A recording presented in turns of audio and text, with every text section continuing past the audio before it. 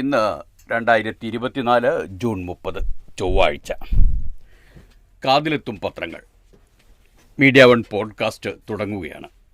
ഇത് PT നാസർ. ലോക്സഭയിൽ പ്രതിപക്ഷ നേതാവ് രാഹുൽ ഗാന്ധി ചമച്ച പത്മവ്യൂഹ പ്രസംഗത്തിൻ്റെ വാർത്ത ഏതാണ്ട് എല്ലാ പത്രങ്ങളും ഒന്നാം പേജിൽ തന്നെ വിന്യസിച്ചിട്ടുണ്ട്. മാധ്യമത്തിൻ്റെ ലീഡ് വാർത്ത തന്നെ അതാണ്. മനോരമയുടെ ലീഡ് സഹകരണ നിയമ ഭേദഗതിയാണ്. അതനുസരിച്ച് വായ്പയ്ക്ക് കർശന വ്യവസ്ഥകളായിരിക്കുമെന്നതാണ്. ഇന്നലത്തെ മനോരമയുടെ ലീഡ് ആണവ നിലയമാണല്ലോ. കേരളത്തിൽ ആണവ നിലയം വരുമെന്ന വാർത്ത അത് മാതൃഭൂമിയൊന്ന് കുത്തിയിട്ടുണ്ട്. വരില്ലെന്ന് വൈദ്യുതി മന്ത്രി പറഞ്ഞത് മാതൃഭൂമിയിലുണ്ട്. ആണവ നിലയ വാർത്തയുടെ വിശദമായൊരു ഫോളോ അപ്പ് സുപ്രഭാതം പത്രത്തിലുണ്ട്. അതാണ് അവരുടെ ലീഡ്. വെനസ്വേലയിലെ മഡുറോ സഖാവിൻ്റെ തുടർഭരണമാണ് ദേശാഭിമാനിയിൽ. ഇന്നത്തെ വാർത്തകളിൽ ഏറ്റവും പ്രധാനം മഹാരാഷ്ട്രയിലെ സിന്ധുദുർഗ് ജില്ലയിലെ ഒരു വനത്തിൽ ഒരു സ്ത്രീയെ ചങ്ങലക്കിട്ട നിലയിൽ കണ്ടെത്തി എന്നതാണ്. മംഗളം ആ വാർത്ത ഒന്നാം പേജിൽ തന്നെ നൽകിയിട്ടുണ്ട്. ആ വാർത്ത മുതൽ കേൾക്കാം. മംഗളത്തിൽ നിന്നാണ്. മഹാരാഷ്ട്രയിൽ സ്ത്രീയെ വനത്തിനുള്ളിൽ ചങ്ങലയിൽ ബന്ധിച്ച നിലയിൽ കണ്ടെത്തി. മുംബൈ. മഹാരാഷ്ട്രയിലെ സിന്ധുദുർഗ് ജില്ലയിലെ വനത്തിൽ 50കാരിയെ മരത്തിൽ ഇരുമ്പ് ചങ്ങലയിൽ കെട്ടിയിട്ട നിലയിൽ കണ്ടെത്തി. അവരുടെ പക്കൽ നിന്ന് US പാസ്പോർട്ടിൻ്റെ ഫോട്ടോ കോപ്പിയും തമിഴ്നാട് വിലാസമുള്ള ആധാർ കാർഡ് ഉൾപ്പെടെയുള്ള രേഖകളും കണ്ടെടുത്തതായി പോലീസ് അറിയിച്ചു. ആ സ്ത്രീയുടെ ചിത്രവും വാർത്തയോടൊപ്പം മംഗളം ചേർത്തിട്ടുണ്ട്. സൊനൂർലി ഗ്രാമനിവാസിയാണ് കാട്ടിനുള്ളിൽ സ്ത്രീയെ കണ്ടെത്തിയത്. അദ്ദേഹം പോലീസിനെ അറിയിക്കുകയായിരുന്നു. സ്ത്രീയെ സാവന്ത്വാടിയിലെ, അതായത് കൊങ്കൺ മേഖലയിലാണ് സാവന്ത്വാടിയിലെ ആശുപത്രിയിലേക്കും തുടർന്ന് സിന്ധുദുർഗിലെ ഒറോസിലേക്കും കൊണ്ടുപോയി. മാനസികവും ആരോഗ്യവുമായ അവസ്ഥ കണക്കിലെടുത്ത് വിദഗ്ധ ചികിത്സയ്ക്കായി അവരെ ഗോവ മെഡിക്കൽ കോളേജിലേക്ക് മാറ്റി. അപകടനില തരണം ചെയ്തിട്ടുണ്ട്. അവരുടെ പക്കൽ നിന്ന് മെഡിക്കൽ കുറിപ്പടികൾ കണ്ടെത്തിയതായും പോലീസ് ഉദ്യോഗസ്ഥർ അറിയിച്ചു. തമിഴ്നാട് വിലാസവും അവരുടെ USA പാസ്പോർട്ടിൻ്റെ ഫോട്ടോ കോപ്പിയും ആധാർ കാർഡുകളും തങ്ങൾ കണ്ടെത്തി. രേഖയിൽ നിന്ന് ലളിത കായി എന്ന സ്ത്രീയാണിതെന്ന് തിരിച്ചറിഞ്ഞു. അവരുടെ വിസ കാലഹരണപ്പെട്ടു. പൗരത്വം ഉറപ്പിക്കാൻ ഈ രേഖകളെല്ലാം പരിശോധിച്ച് വരികയാണ്. പോലീസും ഫോറിനേഴ്സ് റീജിയണൽ രജിസ്ട്രേഷൻ ഓഫീസുമായി ബന്ധപ്പെട്ടുകൊണ്ടിരിക്കുന്നു, ഒരു മുതിർന്ന പോലീസ് ഉദ്യോഗസ്ഥൻ പറഞ്ഞു. പോലീസിന് ലഭിച്ച പ്രാഥമിക വിവരമനുസരിച്ച് കഴിഞ്ഞ 10 വർഷമായി ഇന്ത്യയിലാണ് സ്ത്രീ താമസിക്കുന്നത്. ദിവസങ്ങളായി ഭക്ഷണം കഴിക്കാതിരുന്നതിനാലും കെട്ടിയിട്ട പ്രദേശത്ത് കനത്ത മഴയായിരുന്നതിനാലും അവർ അതിയായ ക്ഷീണിതയായിരുന്നു. അതുകൊണ്ട് തന്നെ പോലീസിന് അവരുടെ മൊഴിയെടുക്കാൻ കഴിഞ്ഞിട്ടില്ല. തമിഴ്നാട് സ്വദേശിയായ അവരുടെ ഭർത്താവ് അവരെ അവിടെ കെട്ടിയിട്ട് ഓടിപ്പോയെന്നാണ് പോലീസ് വിശ്വസിക്കുന്നത്. അന്വേഷണത്തിൻ്റെ ഭാഗമായി അവരുടെ ബന്ധുക്കളെ കണ്ടെത്തുന്നതായി തമിഴ്നാട്, ഗോവ എന്നിവിടങ്ങളിലേക്കും മറ്റു ചില സംസ്ഥാനങ്ങളിലേക്കും പോലീസ് സംഘം പോയതായി ഉദ്യോഗസ്ഥർ പറഞ്ഞു. അതാണ് ആ വാർത്ത.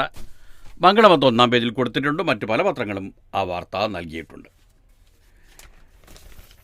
ഇനി മലയാള മനോരമയുടെ ലീഡ് വാർത്ത സഹകരണ നിയമ ഭേദഗതി ചട്ടങ്ങൾ പ്രസിദ്ധീകരിച്ചു എന്നതാണ്. വായ്പയ്ക്ക് കർശന വ്യവസ്ഥകൾ.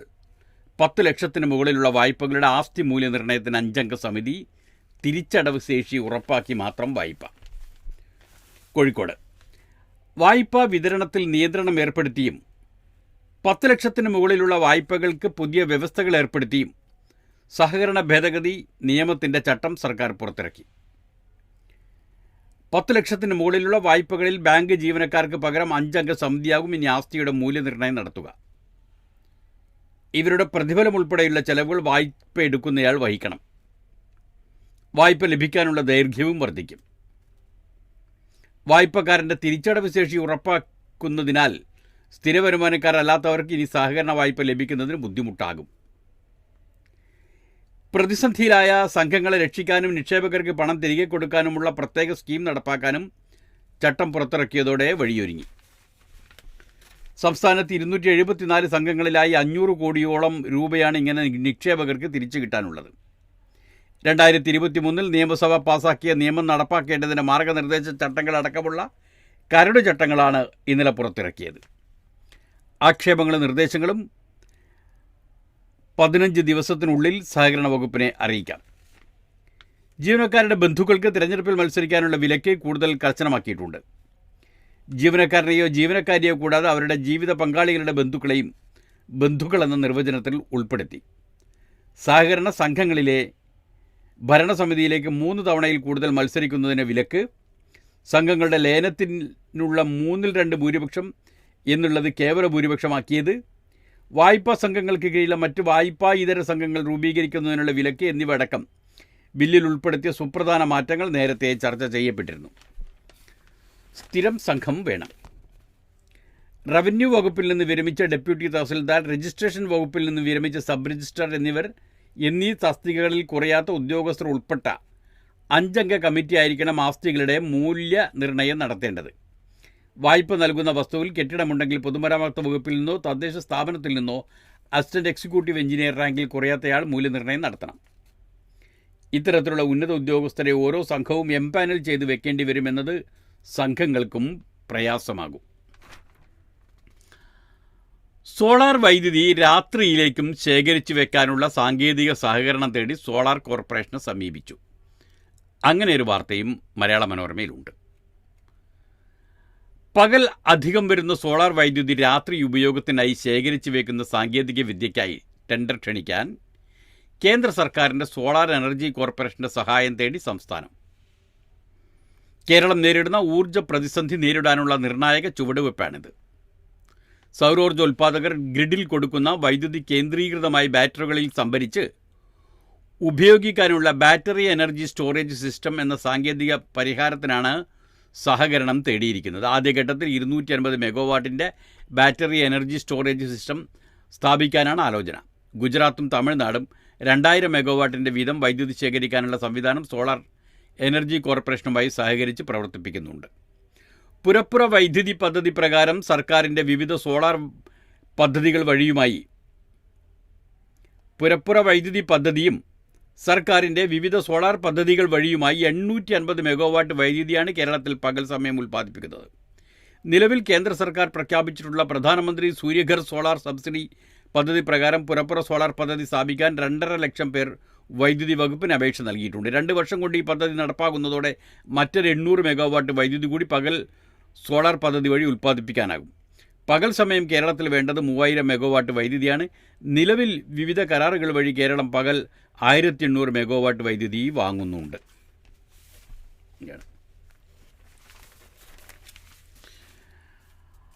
ആണവ ആശങ്ക വേണ്ടെന്ന് മന്ത്രി. അതാണ് പറഞ്ഞല്ലോ, ഇന്നലെ ആണവ നിലയം സംബന്ധിച്ച് ചർച്ച KSEBയും ആണവ കോർപ്പറേഷനും തമ്മിൽ ചർച്ച ആരംഭിച്ചു എന്ന വാർത്തയായിരുന്നു ഇന്നലെ മലയാള മനോരമയുടെ ലീഡ്. അതിനെക്കുറിച്ച് ഇന്ന് മാതൃഭൂമി 1-ാം പേജിൽ നൽകിയിരിക്കുന്ന വാർത്ത കേരളത്തിൽ ആണവ നിലയം, ആണവ ആശങ്ക വേണ്ടെന്ന് മന്ത്രി എന്നാണ്. മാതൃഭൂമിയുടെ വാർത്ത ഇങ്ങനെയാണ്. തിരുവനന്തപുരം: കേരളത്തിൽ ആണവ നിലയം സ്ഥാപിക്കുന്നതിനെക്കുറിച്ച് ആശങ്ക വേണ്ടെന്ന് വൈദ്യുതി മന്ത്രി K Krishnankutty. Nuclear power corporation പ്രതിനിധികളുമായി വൈദ്യുതി ബോർഡ് ഉദ്യോഗസ്ഥർ 15-ന് മുംബൈയിൽ നടത്തിയ ചർച്ചയിൽ കേരളത്തിൽ ആണവ നിലയം സ്ഥാപിക്കുന്നത് സംബന്ധിച്ചും ആലോചിച്ചതായി റിപ്പോർട്ടുകളുണ്ടായിരുന്നു. ഇതേ തുടർന്നാണ് മന്ത്രിയുടെ പ്രതികരണം. കുറഞ്ഞ ചെലവിൽ വൈദ്യുതി ലഭ്യമാക്കുന്നതിനുള്ള സാധ്യത മാത്രമാണ് വൈദ്യുതി ബോർഡ് ചെയർമാൻ ന്യൂക്ലിയർ പവർ കോർപ്പറേഷനുമായി ചർച്ച ചെയ്തതെന്നും ആണവ നിലയമായി മുന്നോട്ട് പോകുമെന്ന ആശങ്ക വേണ്ടെന്നും വൈദ്യുതി മന്ത്രി കെ കൃഷ്ണൻകുട്ടി അറിയിച്ചു. കൊച്ചി, കന്യാകുമാരി, തൂത്തുക്കുടി പ്രകൃതിവാതക പൈപ്പ് ലൈൻ വരുന്നു. വൈദ്യുതി പദ്ധതിക്ക് പരിഹാരമായി ആണവ നിലയ സാധ്യത വരെ കേരളം ആരായുമ്പോൾ ഉൽപ്പാദനം നിലച്ച കായംകുളം താപനിലയെ പുനരുജ്ജീവിപ്പിക്കാനും വഴി തെളിയുന്നു. കൊച്ചിയിൽ നിന്ന് കന്യാകുമാരി വഴി തൂത്തുക്കുടി വരെ 425 കിലോമീറ്റർ പുതിയ പൈപ്പ് ലൈൻ സ്ഥാപിക്കാനുള്ള നടപടി petroleum and natural gas regulatory board തുടങ്ങിയിട്ടുണ്ട്. വലിയ നിക്ഷേപമില്ലാതെ പ്രകൃതിവാതകം എത്തിച്ച് കായംകുളത്ത് നിന്ന് കുറഞ്ഞ വിലയിൽ വൈദ്യുതി ഉൽപ്പാദിപ്പിക്കുന്നതിനുള്ള സാധ്യതയാണ് തുറക്കുന്നത്. അതാണ് മാതൃഭൂമിയുടെ വാർത്ത. മന്ത്രി കൃഷ്ണൻകുട്ടിയുടെ വാചകങ്ങൾ അവർ ഹൈലൈറ്റായി എടുത്തു കൊടുത്തിരിക്കുന്നത് ഇങ്ങനെയാണ്. സംസ്ഥാനം ഇപ്പോൾ തന്നെ തമിഴ്നാട്ടിലെ കൂടംകുളം ആണവ നിലയത്തിൽ നിന്ന് 255 മെഗാവാട്ട് വൈദ്യുതി വാങ്ങുന്നുണ്ട്. ന്യൂക്ലിയർ പവർ കോർപ്പറേഷൻ്റെ പക്കലുള്ള അധികമുള്ള വൈദ്യുതിയുടെ വിഹിതം സംസ്ഥാനത്തിന് ലഭിക്കുന്നത് സംബന്ധിച്ച ചർച്ചയാണ് നടത്തിയത് എന്നാണ്. എന്നാൽ മലയാള മനോരമ ആണവ നിലയം ചർച്ച സ്ഥിരീകരിച്ച് മന്ത്രി എന്നാണ് വാർത്ത നൽകിയിരിക്കുന്നത്. ഇന്നത്തെ ചർച്ച നാളത്തേക്ക് മാറ്റി. തിരുവനന്തപുരം മലയാള മനോരമയുടെ വാർത്ത അവരുടെ ഇന്നലത്തെ ലീഡ് വാർത്തയുടെ ഫോളോ അപ്പാണ്. അതിങ്ങനെയാണ്: തിരുവനന്തപുരം കേരളത്തിൽ ആണവ നിലയം നിർമ്മിക്കുന്നതിനുള്ള ചർച്ച നടന്നതായി വൈദ്യുതി മന്ത്രി കെ കൃഷ്ണൻകുട്ടി സ്ഥിരീകരിച്ചു. കേരളത്തിലെ ഗുരുതരമായ ഊർജ്ജ പ്രതിസന്ധി പരിഹരിക്കാൻ ന്യൂക്ലിയർ പവർ കോർപ്പറേഷൻ്റെ പക്കൽ അധികമുള്ള വൈദ്യുതി വിഹിതം സംസ്ഥാനത്തിന് ലഭ്യമാക്കുന്നതിനുള്ള ചർച്ചയാണ് നടന്നത്. അതിനൊപ്പം സാന്ദർഭികമായി ആണവ നിലയം സ്ഥാപിക്കുന്നതിനുള്ള ചർച്ചയും നടന്നുവെന്ന് മന്ത്രി വിശദീകരിച്ചു. ഇക്കാര്യത്തിൽ ചർച്ചയൊന്നും നടന്നില്ലെന്ന് രാവിലത്തെ പ്രതികരണത്തിന് ശേഷം മനോരമ വാർത്ത സ്ഥിരീകരിച്ച് മന്ത്രി വാർത്താക്കുറിപ്പ് പുറത്തിറക്കുകയായിരുന്നു. അഭിപ്രായ ഐക്യം രൂപപ്പെട്ടാൽ മാത്രമേ ഇക്കാര്യത്തിൽ മുന്നോട്ട് പോകാൻ സാധിക്കുകയുള്ളൂ. അതിനാൽ ആശങ്കയ്ക്ക് അടിസ്ഥാനമില്ലെന്നും മന്ത്രി പറഞ്ഞു. തുടർ ചർച്ചകൾക്കായി ന്യൂക്ലിയർ പവർ കോർപ്പറേഷൻ്റെ കീഴിലുള്ളതും കൽപ്പാക്കം പദ്ധതി നടപ്പാക്കിയതുമായ ഭാരതീയ നാഭികീയ വിദ്യുത് നിഗം ലിമിറ്റഡ് ഭാവിനി ചെയർമാനും സംഘവുമായി സംസ്ഥാന ഊർജ്ജ അഡീഷണൽ സെക്രട്ടറി KR ജ്യോതിലാൽ ഇന്ന് നടത്താനിരുന്ന വീഡിയോ കോൺഫറൻസ് നാളത്തേക്ക് മാറ്റി. ഉദ്യോഗസ്ഥരുടെ അസൗകര്യം മൂലമാണിത്. രാഷ്ട്രീയ തീരുമാനമാണ് പ്രധാനമെന്ന് മനോരമ പറയുന്നു. ആണവ നിലയം സ്ഥാപിക്കണമെങ്കിൽ രാഷ്ട്രീയ തീരുമാനം കൂടി ഉണ്ടാകണം. KSEB കണ്ടെത്തിയ അതിരപ്പള്ളിയിലെയും ചീമേനിയിലെയും സ്ഥലം അനുയോജ്യമാണോ എന്ന് ന്യൂക്ലിയർ പവർ കോർപ്പറേഷൻ്റെ പരിശോധന നടത്തിയാൽ മാത്രമേ അറിയാൻ കഴിയൂ. യുറേനിയം, പ്ലൂട്ടോണിയം എന്നിവ ഇന്ധനമായ നിലയങ്ങൾ സംബന്ധിച്ച ചർച്ചകളാണ് നടക്കുന്നത്. തീരപ്രദേശത്ത് തോറിയം അധിഷ്ഠിത ആണവ നിലയം സ്ഥാപിക്കുന്നതിനുള്ള ചർച്ച 1 വർഷം മുമ്പ് തുടങ്ങിയിരുന്നെങ്കിലും പൂർത്തിയാക്കാൻ 10 വർഷം വേണ്ടിവരുമെന്നാണ് ന്യൂക്ലിയർ പവർ കോർപ്പറേഷൻ അറിയിച്ചത്. അതങ്ങനെ പോകുന്നു ആ കേസ് കേട്ട്. എന്നാൽ ഈ മാതൃഭൂമി പറയുന്നതും മനോരമ പറയുന്നതും കൂട്ടി യോജിപ്പിച്ചാൽ ഇന്നലത്തെ സംഭവങ്ങളുടെ ഏതാണ്ടൊരു ഭാഗം കിട്ടുമായിരിക്കും. കാരണം സുപ്രഭാതം ആ തരത്തിലാണ് വാർത്ത തയ്യാറാക്കിയിരിക്കുന്നത്. സുപ്രഭാതത്തിൻ്റെ ലീഡ് വാർത്തയാണ്. അതിങ്ങനെയാണ്: നിലയം സ്ഥാപിക്കുന്നതിൽ വിവാദം, ആണവക്കുരുക്ക്, ചർച്ച തുടങ്ങി KSEB, ചർച്ച തടഞ്ഞ് മുഖ്യമന്ത്രി. അതാണ് കഥ. നിലയം സ്ഥാപിക്കുന്നതിൽ വിവാദം, ആണവക്കുരുക്ക്, ചർച്ച തുടങ്ങി KSEB, ചർച്ച തടഞ്ഞ് മുഖ്യമന്ത്രി.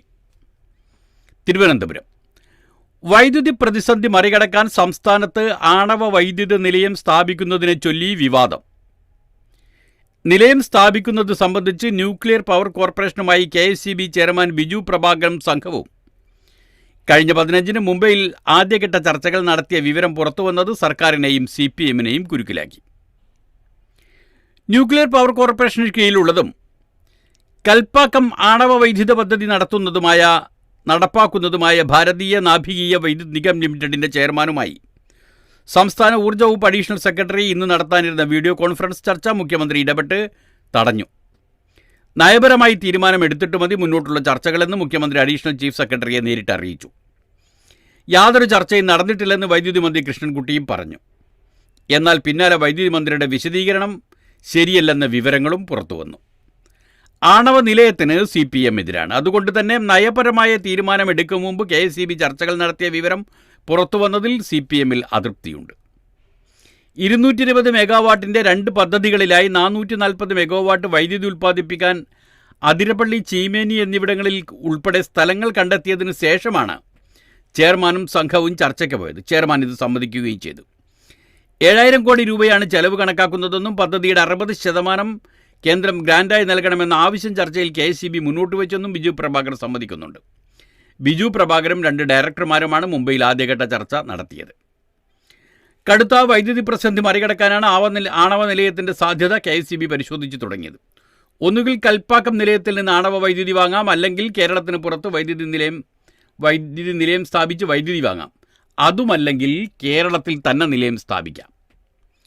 ബാബ ആറ്റമിക് റിസർച്ച് സെൻ്ററും കൽപ്പാക്കം ആണവ നിലയം ഭാവിനി ചെയർമാനുമായ ഊർജ്ജ വകുപ്പ് അഡീഷണൽ ചീഫ് സെക്രട്ടറി കഴിഞ്ഞ വർഷം മുതൽ ചർച്ച നടത്തിയിരുന്നു.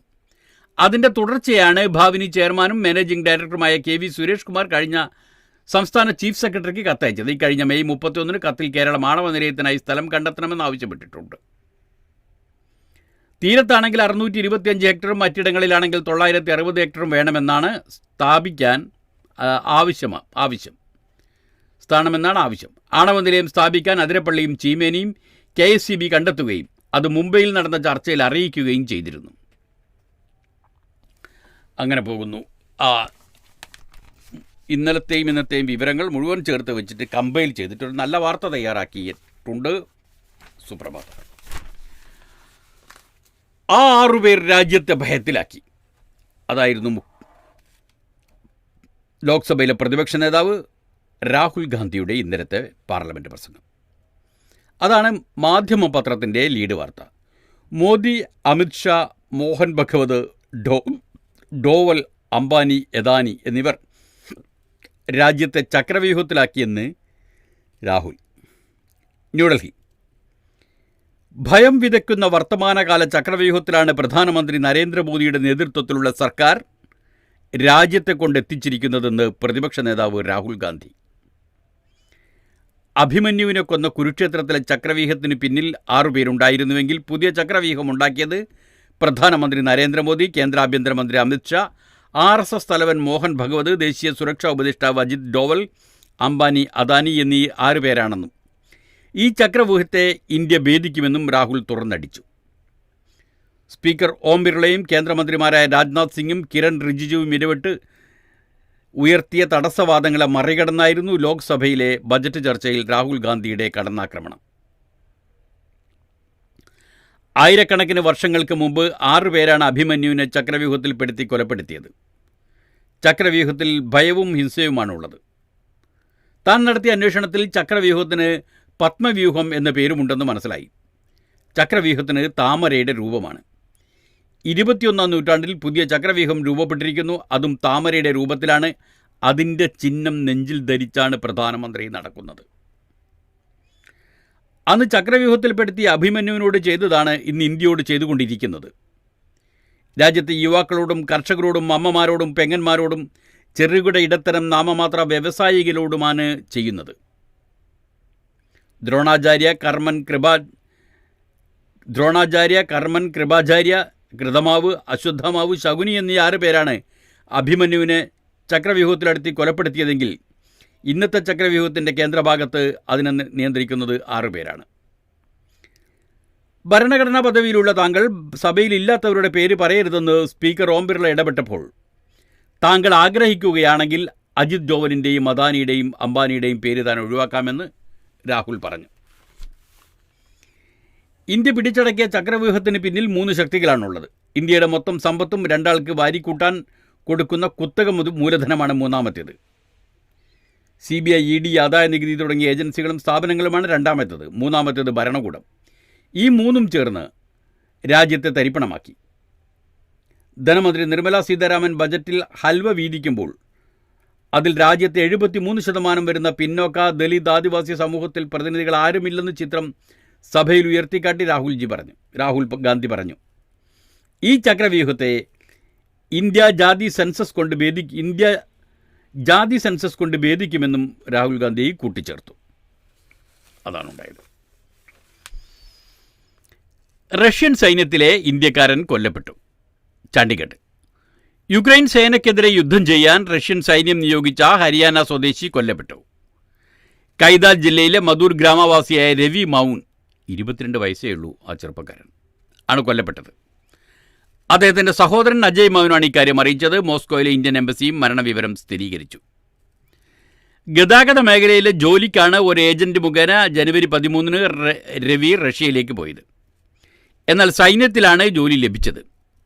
യുക്രൈനെതിരെ യുദ്ധം ചെയ്യാൻ പോയില്ലെങ്കിൽ 10 വർഷം ജയിലിലടയ്ക്കുമെന്ന് റഷ്യൻ സൈന്യം രവിയെ ഭീഷണിപ്പെടുത്തിയതായി അജിത് പറഞ്ഞു.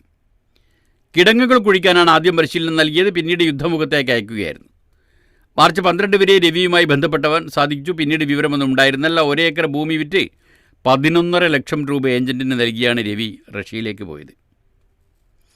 സഹോദരനെ കണ്ടെത്തണമെന്നാവശ്യപ്പെട്ട് ജൂലൈ 21-ന് അജയ് ഇന്ത്യൻ എംബസിക്ക് കത്തയച്ചു. എംബസിയാണ് മരണവിവരം അറിയിച്ചത്. മൃതദേഹം തിരിച്ചറിയുന്നതിന് അടുത്ത ബന്ധുവിൻ്റെ DNA ഫലം അയച്ചു നൽകാൻ എംബസി ആവശ്യപ്പെട്ടതായും കുടുംബം പറഞ്ഞു. ഡൽഹി ദുരന്തം 5 പേർ കൂടി പിടിയിൽ. ന്യൂഡൽഹി. ഓൾഡ് രജീന്ദ്ര നഗറിൽ സിവിൽ സർവീസസ് പരിശീലന കേന്ദ്രത്തിൽ ലൈബ്രറിയിൽ മലിനജലം ഒഴുകിയെത്തി 3 വിദ്യാർത്ഥികൾ മരിച്ച സംഭവത്തിൽ 5 പേർ കൂടി പിടിയിലായി. ലൈബ്രറി പ്രവർത്തിച്ചിരുന്ന ബേസ്മെൻറ്റിൻ്റെ ഉടമയടക്കമുള്ളവരാണ് ഡൽഹി പോലീസ് തിങ്കളാഴ്ച അറസ്റ്റ് ചെയ്തത്. ഇതിൽ വെള്ളം അകത്തേക്ക് കടക്കുന്നത് തടയാൻ സ്ഥാപനത്തിന് മുന്നിൽ നിർമ്മിച്ചിരുന്ന ചെറുമതിൽ തകർക്കുന്ന രീതിയിൽ വാഹനം ഓടിച്ച യുവാവും ഉൾപ്പെടുന്നു. അതോടെ സംഭവത്തിൽ അറസ്റ്റിലായവരുടെ എണ്ണം 7ആയി. പിടിയിലായവർക്കെതിരെ മനഃപൂർവ്വമല്ലാത്ത നരഹത്യയടക്കം വകുപ്പുകൾ ചുമത്തി കേസെടുത്തിട്ടുണ്ടെന്നും പോലീസ് പറഞ്ഞു.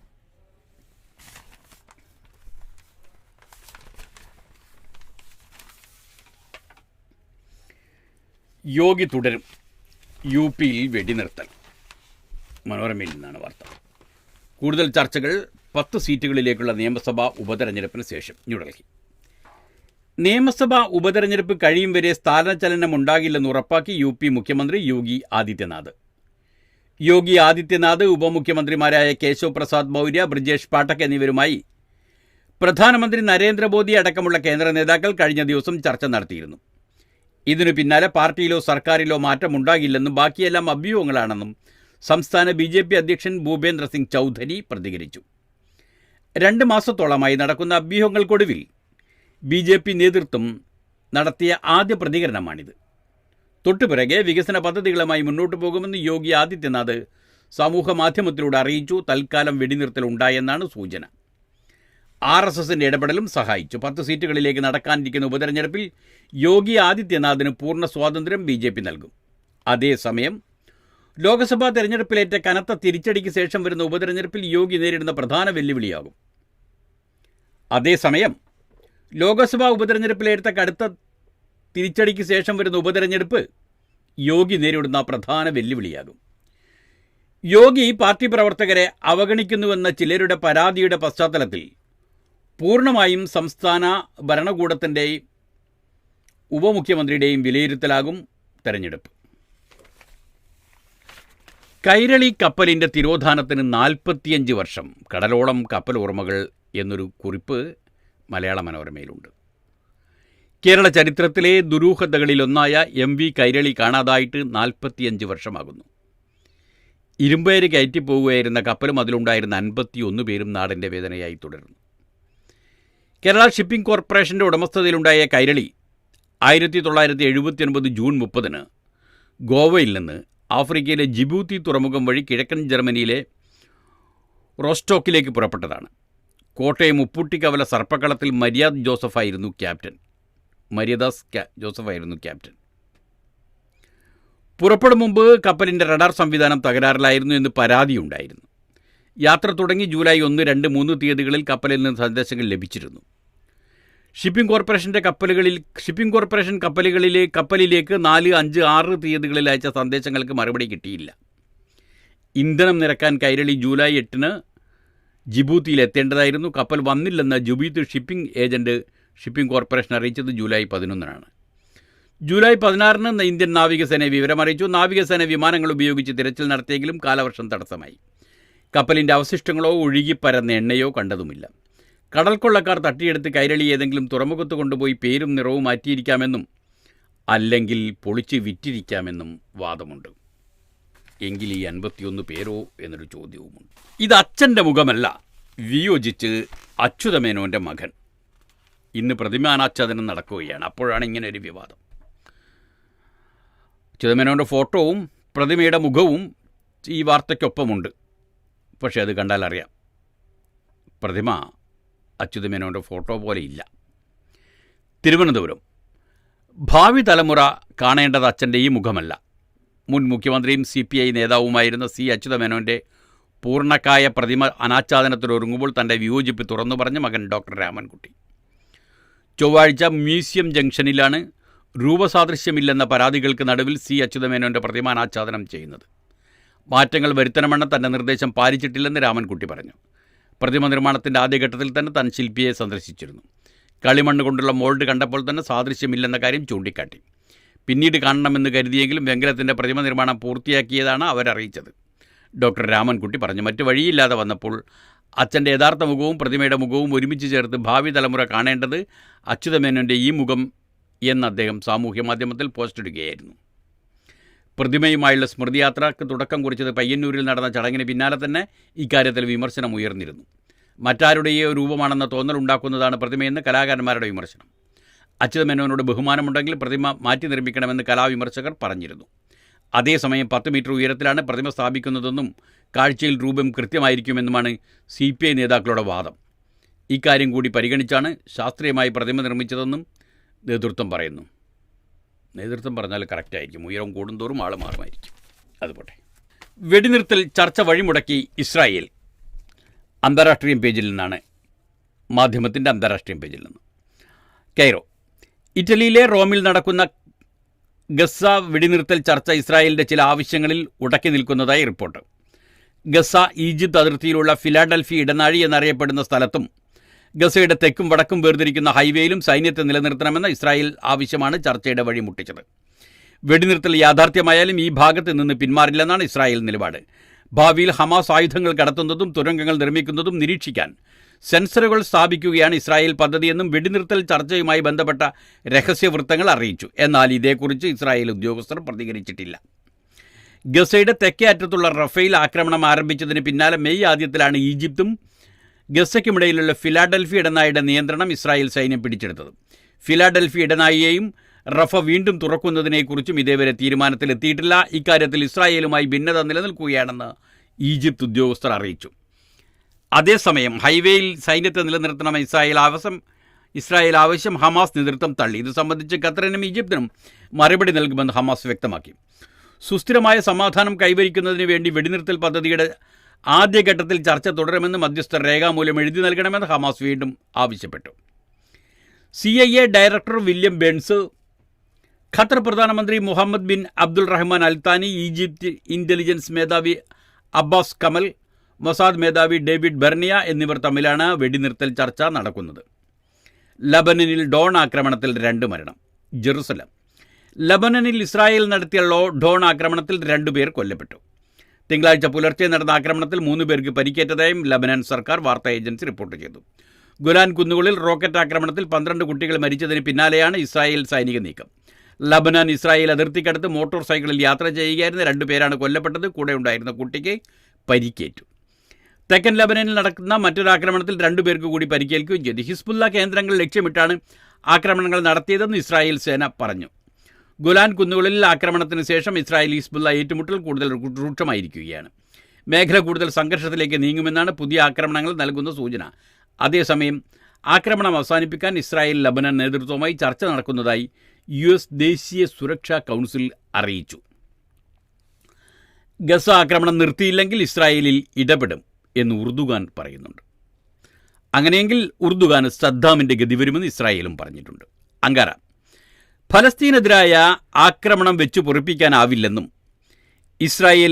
ഇസ്രായേലിൽ ഇടപെടുമെന്നും മുന്നറിയിപ്പ് നൽകി തുർക്കി പ്രസിഡന്റ് റജബ് തൊയ്യബ് ഉർദുഗാൻ.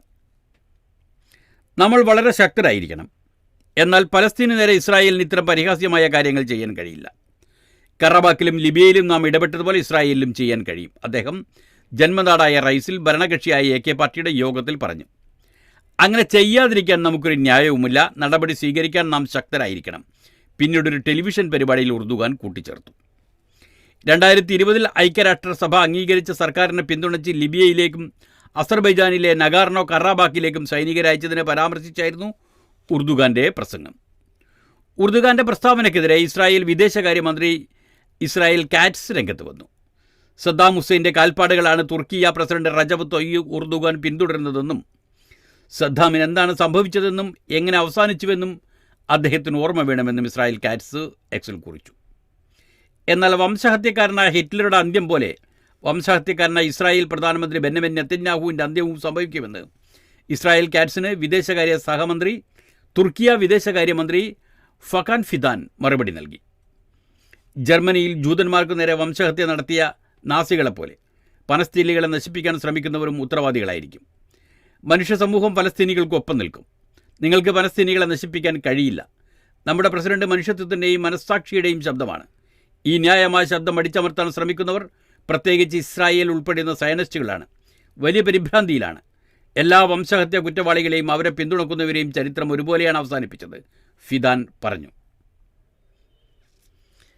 വാക്യുദ്ധം ആണെങ്കിൽ അത് നന്നായി നടക്കും. പോട്ടെ. ട്രംപിനെ തടയണം. കമല ഹാരിസിനെ പിന്തുണച്ച് റുഷ്ദി. ന്യൂയോർക്ക്.